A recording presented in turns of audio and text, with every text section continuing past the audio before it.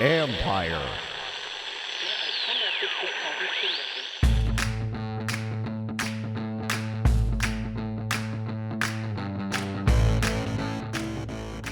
Hello and welcome to my podcast. Today, Rick Snider and I discuss all the changes we've seen in Washington and the coaches we've covered over the years. It's quite a look from two people who have been around this franchise for a very long time. And then I wrap it up with my thoughts based on what we heard from the Redskins' new coordinators in a conference call. Also, one little plug for next week. I'm going to have on Nick Wagner, who covers the 49ers for ESPN. During the season, Nick and I discussed how we saw that organization change and how it went from a proud franchise laughingstock and then rose back up. Well, this time we go in more depth on that topic and the many similarities between the Redskins and the 49ers over the years and perhaps in this situation. But first, my interview with Rick Snider.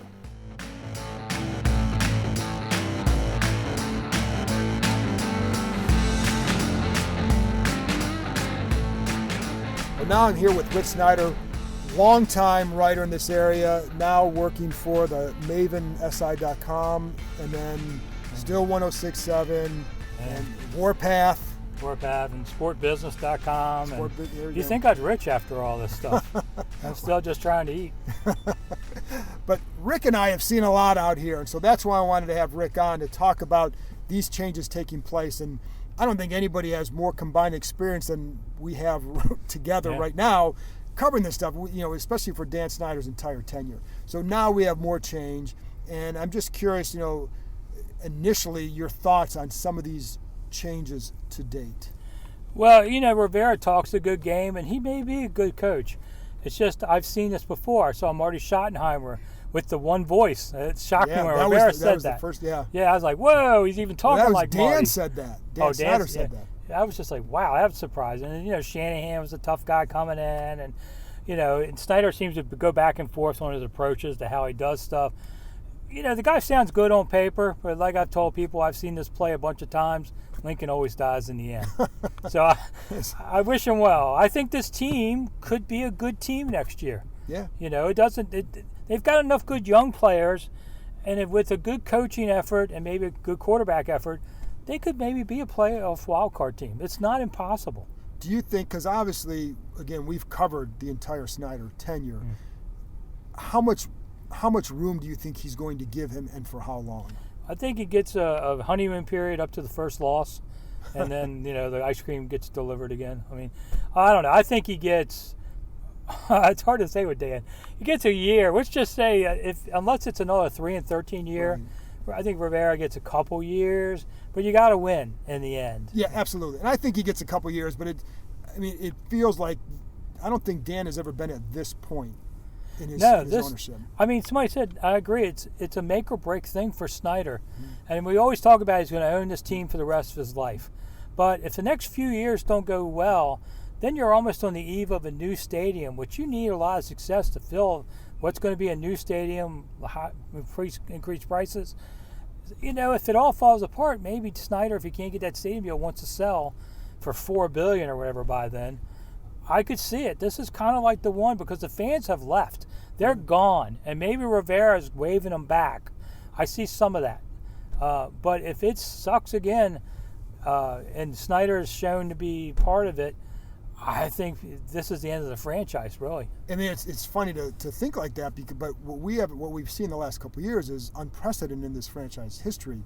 So, and I just wonder too. I mean, it does feel like getting rid of Bruce Allen was a big thing for fans. But then after that, now what these fans want more than anything is to win, and you've got to go do that. Yeah, losing Bruce was a big deal because I can't tell you the number of people who told me I'm never, ever, ever coming back until Bruce is gone.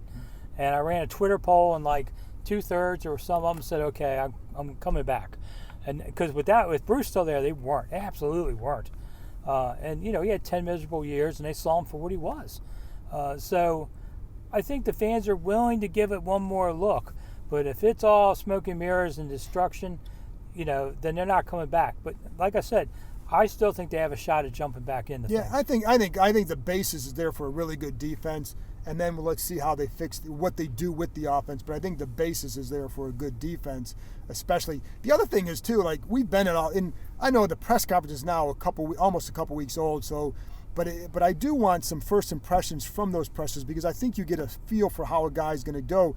When Marty was here, to me, you could feel the passion. He talked about the big tackles and Stephen Davis, and you could just, when he was done talking, I think half that room wanted to go put on the helmet right then. Yeah. And Joe Gibbs was Joe Gibbs. Yeah. But then like you knew Zorn was going to be a disaster. The black and you knew burgundy, black and what do you say? Black and gold or something? Yeah, black. No, yeah, black. No. Yeah. But burgundy and it was maroon and black. That's it. And we all walked out of there. You and I remember in the back of the room going, "This ain't going to go well."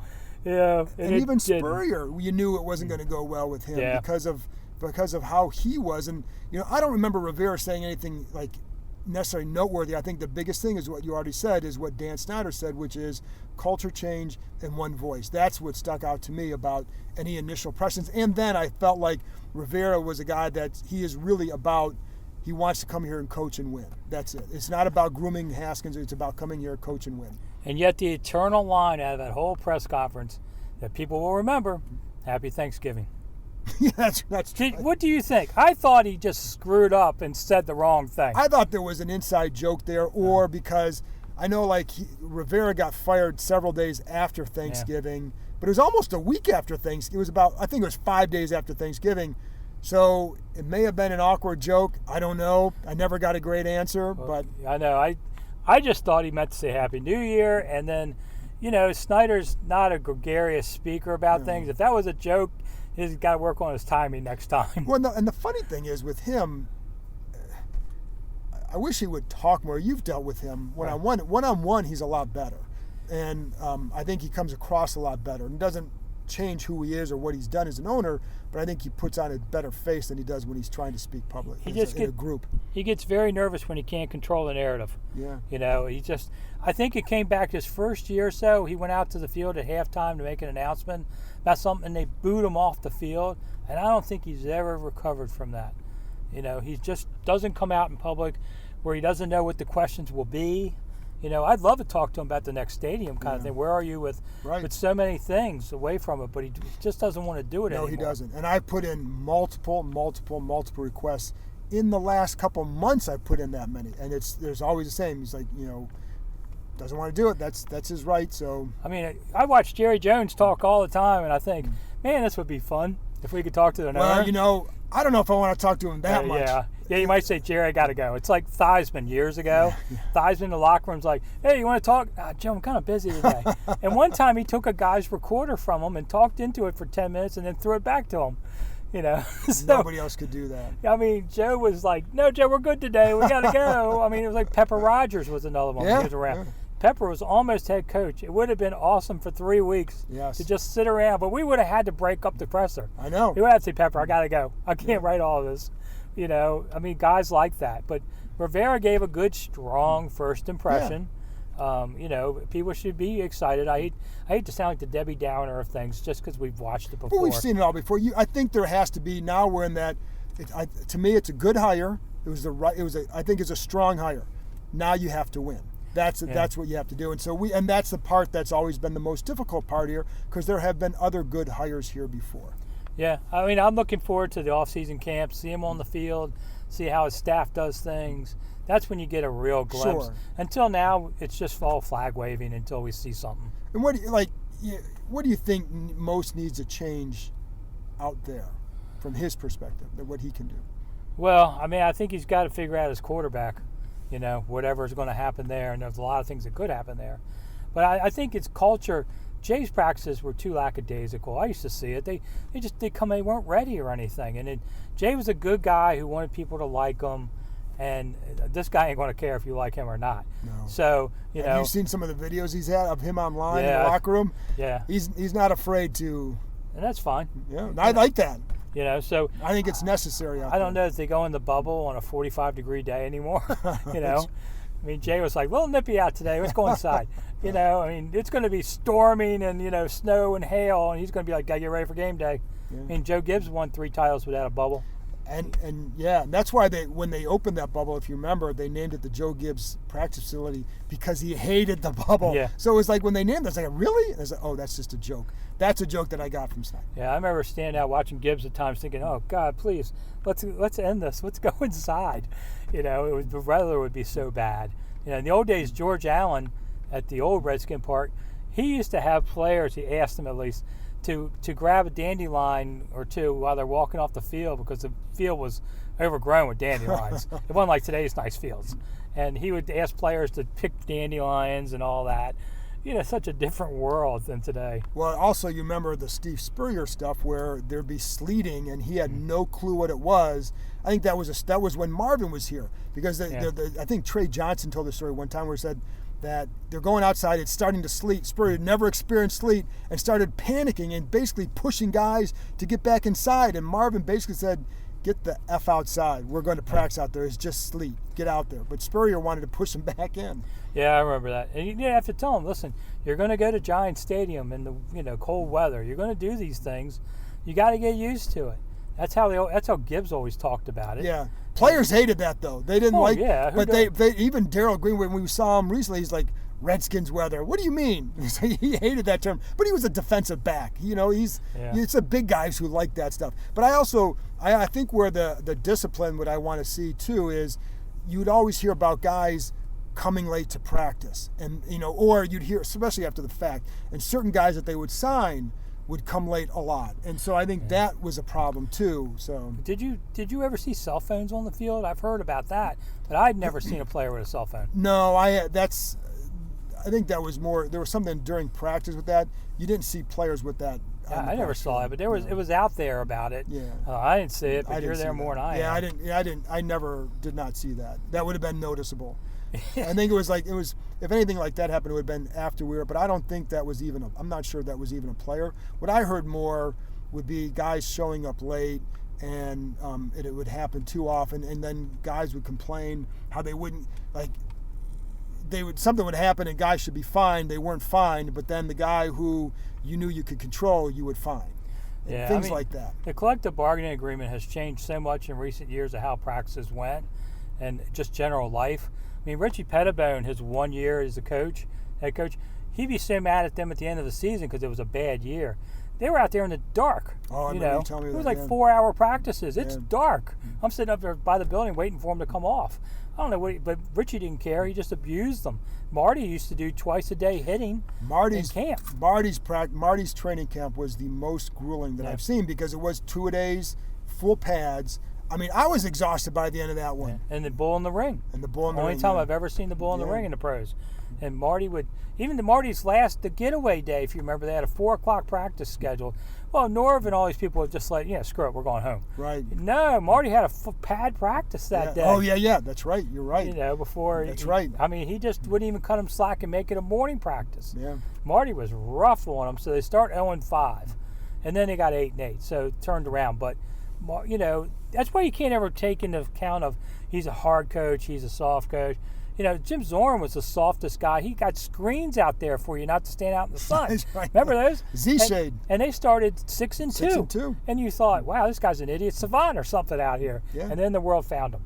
Marty's 0-5. It's just, there's no way to do this the right way as far as coaches. It's whatever you think you're comfortable with and what kind of players you have. And I think you hit on it earlier, the staff as well. And that's one of the guys I want to talk about is Scott Turner, because you saw Scott years ago.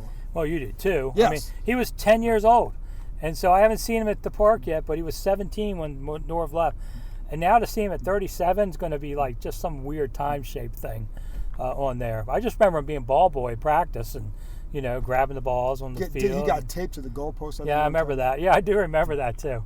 They taped everybody to the goalpost back then. Fred Smoot got taped. Well, that was under Marty, though. They taped Mark Hartzell, who was a 4-string quarterback, I think. Yeah. And remember, they not only did they tape him, they taped him to a hand cart and then connected the hand cart to a golf cart and drove him around campus backwards and then taped him to the tree while everybody ate outside the picnic tables. And I interviewed him because he couldn't go nowhere. I do remember that. That was always a funny one. It was then they tape a guy to the goalpost and we go and talk to them as they're taped and just untape me. The fastest I ever saw Dave Satchel run, He ran like a 4.2 or something down. But he's a local TV cameraman.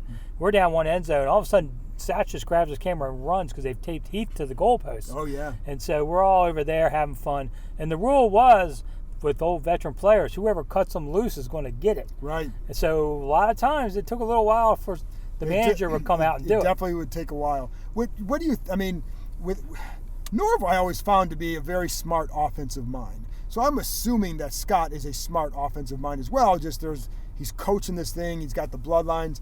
I also was struck, and I said this on my last podcast, but in watching him give an interview to Larry Michael, he's probably a better communicator than Norv. Well, yeah, because Norv would try and self-edit as he talked. Yes. So it would be halting and wouldn't make sense at times. 3 to 4 starts and stops. There was many a time, as an insider secret, I'll tell it now, the PR guy would come to me and say, Norv wants to talk about this. Ask this question. Yeah. So I'd throw him the softball, and Norv could yell about something that he was mad about. But he just wasn't a very good communicator because he was thinking too hard. Yeah. Just say it. But he wouldn't do it that way. I wonder if Scott will say what we do works. Yeah, that could be one. I mean, Norv had a tough era because he had to come right after the Super Bowl era had collapsed. The players all got old. He's from Dallas. There are still people today who think he's a Cowboys operative. Right. I mean, how stupid is that? But people really believe that. And, and then Cook dies and everything's in limbo. And, there was a lot, and maybe he got more years because of that, too. I think he did, because remember the one year, it certainly seemed like that staff felt like they were going to be out at the end of the year. And then I think that's when Trent Green got hot, and he got him another year. But also, just when he started turning around with Brad Johnson, they had it going, then Dan comes in, signs Jeff George, gets all these changes, and it just went, and it brings in, it was Dion and all those guys rather than, and it went a different way. The thing with Norv, too, was, he basically followed Joe Gibbs, had the 1 year with Pettibone. Norv comes out there, and he's on the practice field screaming, "What the F is this?" And everybody's sort of like doing, crossing themselves, like doing the cross signs, like, "Oh, man, did you hear him curse like that?" Because Gibbs, you never heard Gibbs do it, publicly like that. Right. And Norv's mom used to, not Norv's mom, Norv's wife used to give him a hard time about kids are listening and all. So we'll see what Scott does with all that. I'll be curious to see that. And I don't know if he's a good hire or not. I know that there's a familiarity there. That's not necessarily a bad thing. I have no idea what kind of coordinator he'll be. I just know the bloodlines, and I know what his background is. And Norv was a Zampese disciple, and we have a Zampese who's older, but who's now also the quarterback coach. So you have to.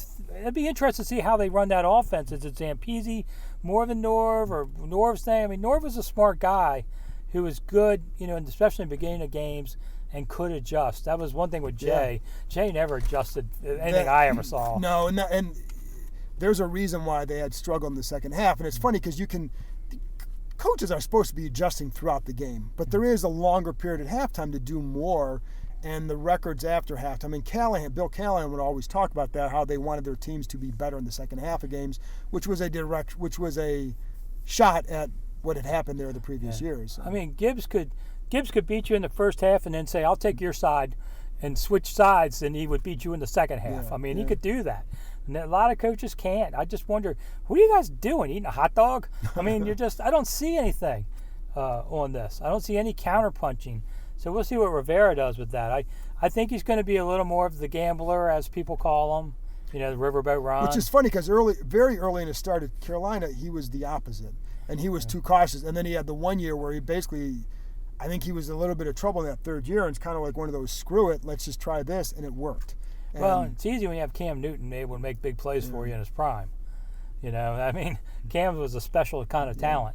So we'll see what happens. Maybe they trade for Cam in the offseason. You just there you go. We're 18 minutes in and Rick just dropped the bomb. But the last thing I'll ask about too is we heard what he said about the Dwayne Haskins stuff. I'm curious, I've given my take on here. What was your take on all that? And what do you think this is going to mean for Dwayne Haskins? I kind of thought, I've seen this before too. That's why you should have fired Jay last year. If you're going to go with a first-round quarterback, you should go with your new coach. Pair it up together, grow together. Otherwise, you're out of sync. And we have seen this happen before with Gibbs and Spurrier. And I've seen 3-4 times where the guy inherits a young quarterback, doesn't want him. Look at Gibbs. He went for Brunell as fast as he could, and he had Jason Campbell there. So, you know. They drafted him. Yeah, so I mean, it's just, I thought they were out of sync, and now this one I'm like, well, it's not like Haskins did so much that you're automatically. Now, you know, McCoy's not under contract, Case is not under contract, Alex I don't see playing. So right now I don't know who else you got in mind, but, you know, they have the number 2 pick. Maybe there's a Tua thing. I don't know. I think anything's in play, and maybe he just didn't want to let Haskins have it automatically, make him work. That's probably a lot. It's got to be a lot of it, but we don't know. Yeah, because I haven't seen his style yet to know what he means. Right. But I think he says what he means and means what he says. So I think Haskins better come back here ready to go. Better be spending the off season ready to go. Just don't show up, you know, in March. Because if they have another option, he's going to go with them. So I think Haskins' certainty is lessened for him being the opening day starter. After this break, I'll be back with my thoughts based on what we heard from Scott Turner and Jack Del Rio in a recent conference call.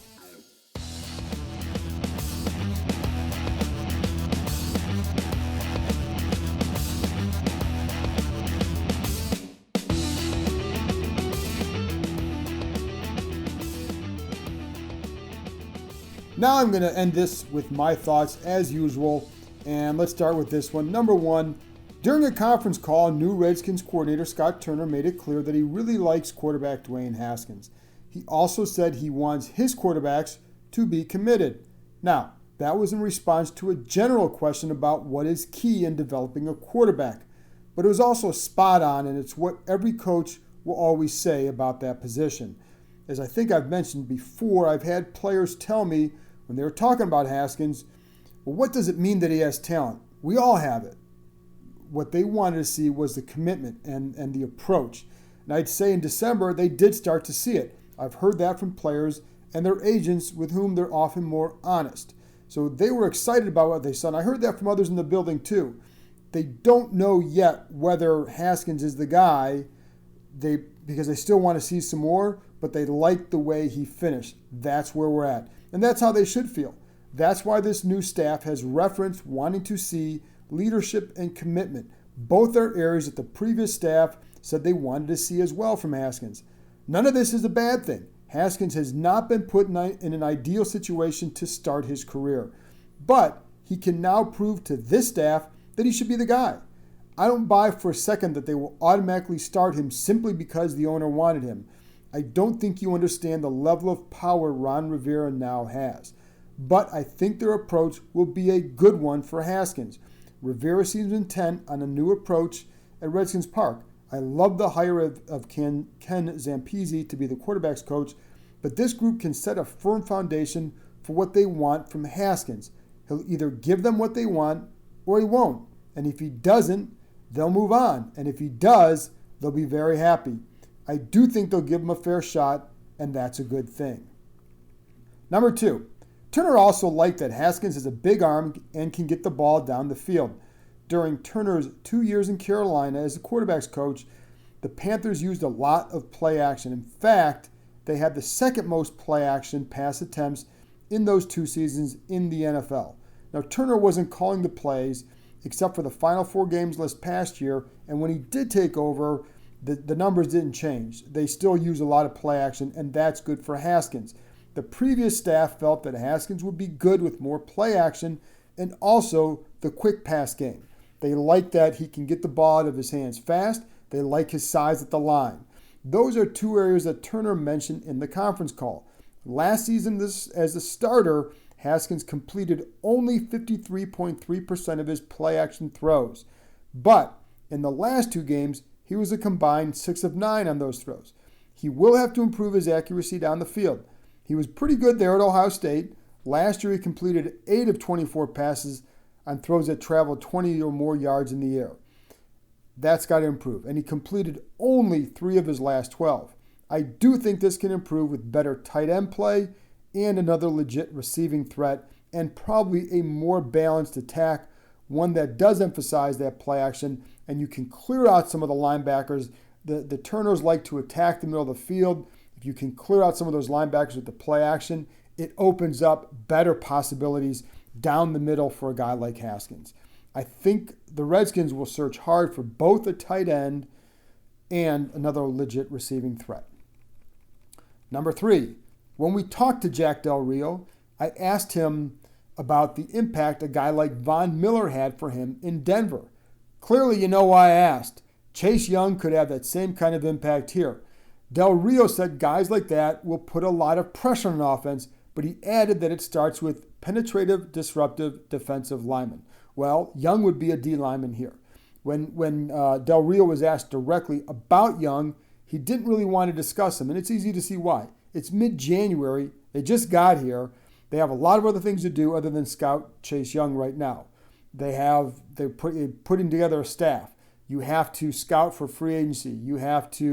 Then you're going to turn to the draft. So they'll get through all that stuff first and then get on to evaluating talent for the draft. Now, I also spoke with John Fox, who was the head coach in Denver while Del Rio was the coordinator. And he reminded me that Del Rio was in Carolina when they drafted Julius Peppers, 2nd overall in 2002. So Del Rio knows the havoc that pass rushers like this can create for a defense. In talking to Fox, I relayed, based on conversations I had with others, how there are some who think that maybe having elite corner play might be more impactful. In that situation, the Redskins could trade down, maybe pick up a Jeffrey Okudah from Ohio State. But Fox dismissed that idea about the corner play. To him, it's all about getting to the quarterback, and this is what he told me about the corners. No doubt those are critical positions, but it starts up front, and the best pass defense in the world is a pass rush. I also asked him about using 2-gap versus 1-gap, and for you football aficionados, I had Jeff Legwald on here a couple of weeks ago from Denver. The topic came up, and there's been some angst or whatever, or concern about what they're going to use. Well, they use both in Denver, and Fox said there were times when you may have one lineman using 2-gap, another who was just in a 1-gap, 1-gap look. He also said it depended on what they're doing in coverage. He said that if they used a lot of split safety, they might use more 2-gap. Otherwise, he felt you could end up a gap short in your run fits. So that's a lot of what I would expect here, a lot of variety. Also, in talking to some people close to Jonathan Allen, they said he's comfortable either way. Keep in mind, this person told me they used a lot of 2-gap at Alabama. Finally, one area that Del Rio was more passionate about on his conference call was the lack of communication, especially in coverage in the secondary. Before he answered this question, right before this question, he was asked about what he felt needed to be fixed on the D or what positions needed improving. Well, he didn't really want to answer that question, certainly not publicly, and I don't blame him. He has nothing really to gain from that. The question's fine, but there's nothing to gain from it. So when Pete Haley of NBC Sports Washington ended the conference call by asking about communication issues last year, I wondered if we'd get kind of a similar answer. Nope. Del Rio gave his second longest answer in his conference call, and it was clear that he was not pleased with what he saw on tape in that area. Hell, he shouldn't have been. He said there were countless examples of communication issues, and he's damn right about that. I apologize about the language. Anyways, it was bad. He said it was sometimes a result of not being ready or even in a ready stance. He talked about lining up with more urgency so they're ready to read what the offense is doing and then to adjust accordingly. He said having urgency in the pre-snap is huge with him, and I agree. It was bad last season. Del Rio wasn't going to blame anyone in particular for it. He just knows what he saw. I know some here who are close to Greg Minuski bemoaned what constantly happened. At one point, one person told me, you can't keep saying these guys don't get it. This is someone who would talk to Minuski, and he would just say, well, this guy just did this. This is what we told them to do, and they weren't doing it. Well, ultimately, it's on you as the coach. If they keep messing up like that, then you got to either find another way to teach them, simplify it a little bit more, or find somebody who can do what you need him to do. Now, Minuski paid the price, and I'm not going to put all the blame on him because I think there's some other factors that go into it. But I will say, if you want a smarter team, you have to bring in guys who are big-time studiers. A lot of guys on the D are, and in the secondary, Quentin Dunbar, that's how he's risen from being a receiver to being a starting corner in the NFL. Landon Collins is that way. But they need more players who devour tape and information in the secondary. I always go back to that Seattle defense with Richard Sherman, Cam Chancellor, Earl Thomas, that group. All those guys were like that. That's why they were so good. That's why you can play with anticipation in the secondary, and you can set up corners a certain way and or quarterbacks a certain way because you just know what's coming based on all the information you have in your head. And I think it also depends too. That system was such that it wasn't the most complex system, so they could play fast, but it also started with them with how much they studied. At linebacker, I know Cole Holcomb is a film freak, as was John Bostic. The off season is a time where hope gets fed. It's an age-old practice here in Washington, but you can also look at Del Rio's track record and believe that maybe this time there will be more than just off-season hope. So let's end it there. I want to thank Rick Snider for joining me. Always enjoy my conversations with Rick. And I also want to thank you for listening as always. I'll talk to you next time.